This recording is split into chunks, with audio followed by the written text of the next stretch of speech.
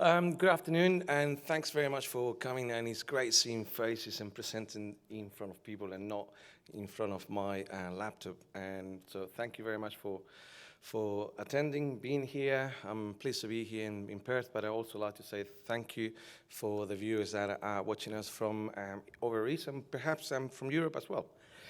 Well, I've got close to 20 years by now experience in mining, and I'm really pleased to tell you the story about Galan. I always say this is a very personal story because I'm the founder of the company. I was in Argentina 3 years ago, and I was driving past, talking to my geology manager, and he mentioned there was an opportunity for a little stamp at Hombre Muerto. This changed very quickly for me to assess what was happening at Hombre Muerto.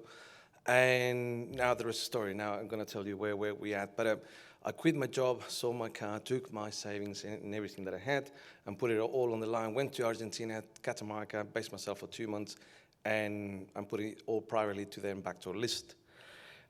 Since then, we've done a lot of work, a ton of work, and it's been fantastic. And we've got a great team in Argentina. We are doing a lot of work. We may be seeing that we're not showing much, but trust me, we are doing a lot of work behind the scenes. I went to bed around 1:30 last night. We are very engaged in what we're doing. So in due course, we'll show our results. In due course, we'll be showing what we made of. But the key things for our company, our project. And what we have is a fantastic project because we have high grade and low impurities. You don't come across that combination in a lithium brine sector. So when you look at brines, don't think of WA in terms of the grade of spodumene. Just look at milligrams per liter. So the higher of milligrams per liter you have, the better the project. Also, we have low levels of magnesium and sulfate. So those combinations are fantastic for us.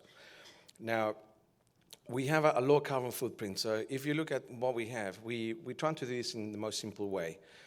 We have a plan to get this through solar evaporation, proven technology, and as a result, we'll have a small footprint of in our carbon footprint. The reason is the nature has done all the crushing and the grinding and the solubility in the brine. So all what we're doing is using what we have, plenty of sun in an area that has a high level of radiation, so evaporation is very efficient, and we're working with it. So carbon footprint is very small, something to remember.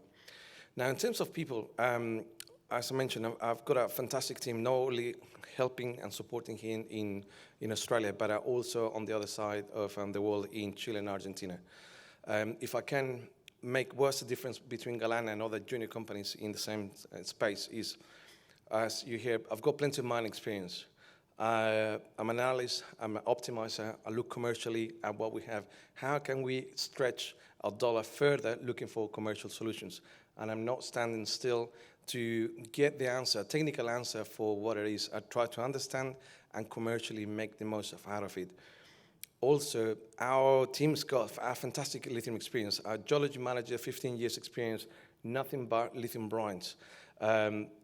Our study manager is based in Chile, and he's a Chilean-Australian, Boris, and he's got plenty of mining experience, hands-on studies, and he's also working in Argentina in lithium, and also Daniel. Daniel's got 28 years working experience with SQM, and he's part of our board. So we have a solid team. We have people that understand lithium. We understand lithium brines very well, and we're trying to move forward in a very safe way because we're a small company and we're trying to maximize what we have.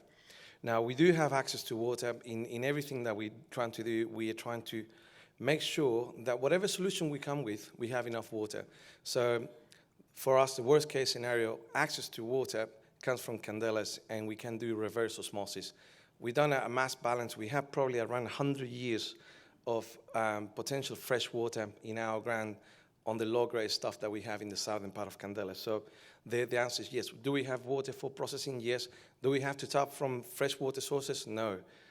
We tapping from our low-grade brine that is converted, separated into fresh water and enhanced brine that we can later process, so nothing goes to waste. Now, the next thing is, it's all well and true to have high grade and low impurities, but we have already the resource. We can think what we have can have the fundamentals for development, and especially at Hombre Muerto West. And this is where we put in all our efforts today.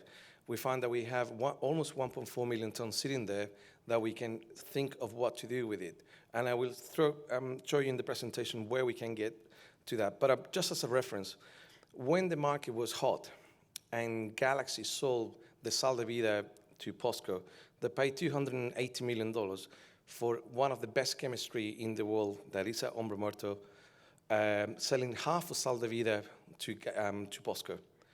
Is it worth it? Probably not today, but if you put forward the clock 3 years, 5 years' time, that will look like an acceptable price. Things are changing, things will change, and they're moving in the right direction. So bear in mind, 2.54 million tons, that was a transaction. We already got close to 2.1, and we have room to keep growing and go beyond that point. So this is a long story. For us, it's a marathon. One of the key messages that I want to say is that we're doing a lot of work, and while the price of lithium is low, and this is a true story, this is something that we can develop. This is something that's got legs, because it's got the right people, it's got everything forward. So when the market turns next year, we'll have a study done, we'll have a pre-feasibility done, we'll be in pole position to start among the first ones in the sector. And we're already getting the attention, by the way, of funds. We have one of our funds called Thematica, and they're based in Luxembourg. And by not having a PEA, which we're working and we expect to have in the next, in late November or no later than early December, we will have the resolve to say, this is our CapEx, this is our OpEx, this is our NPV, this is our assumptions. And we'll be able to show that we have a competitive project, and that's what we're pushing for. But Thematica put the money before having these results, and the interest is slowly growing. So the world is changing, and we're doing a great work. And lastly, the work that we're doing, the engineering firm that is doing the study is Worley, and it's a Worley Chile team. So they are fantastic. They are very experienced. It's not Worley Australia because they know hard rock. In Chile, they know brines and know very, very well. So a bit more about us, where we are. So we are in what is well known as the Lithium Triangle. We are in a lithium hub. So we have the Livent Corporation, we have Galaxy Resources, and then we got POSCO. So why all of this is important? So if I say lithium today, you'll think of WA. But if I can tell you that the lithium revolution started at Hombre Muerto with Livent, this started with Sonic Handycams, and fast forward, and Livent sell most of the production to Panasonic. Panasonic is known to do one of the best batteries in terms of quality in the world, and that battery is sold to Tesla. So on Tesla cars, you already have a bit of Hombre Muerto running through that, and that started in Argentina. It didn't start here, it started there. So I'm not reinventing the wheel on a project that has never produced lithium. This is the real thing. So all what we're doing is developing this methodically, step by step. We will get there, and we'll be delivering on what we say we'll do. So in terms of the chemistry, this is one of the key things in terms of the chemistry. You see the grade and impurities, the lithium to magnesium. So the higher the grade, the lower the impurities, the better your product becomes for being developed. And we are in pole position for our project. And if you look at who's coming after us, it's POSCO, Livent, and Galaxy. So we are in a system that we have high grade and low impurities.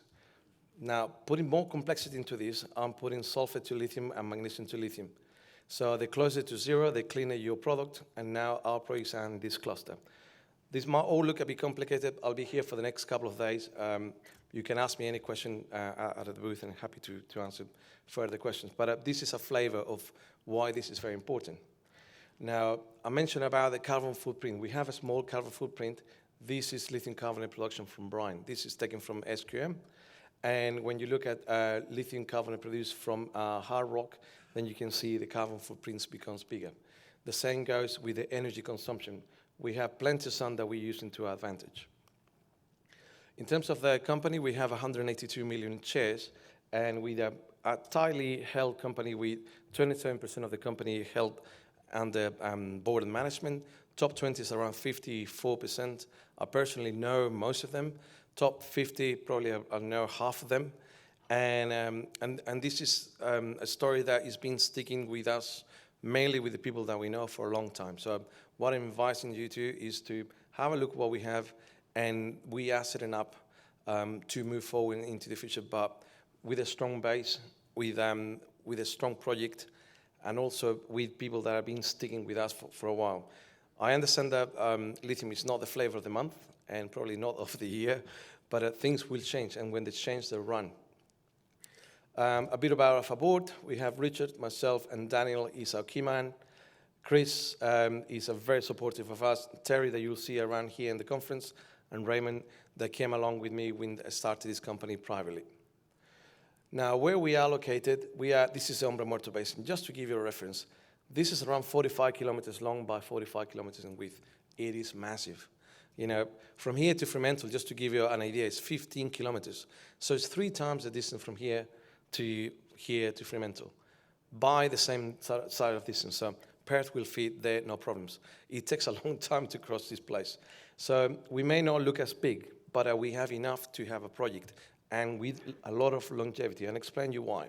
If you look at the grade that we have, which is one of the highest in Argentina, we have already also a resource of around 1.4 million tons in indicated. If you transform that by half, then we have potentially 700,000 tons of potential resource.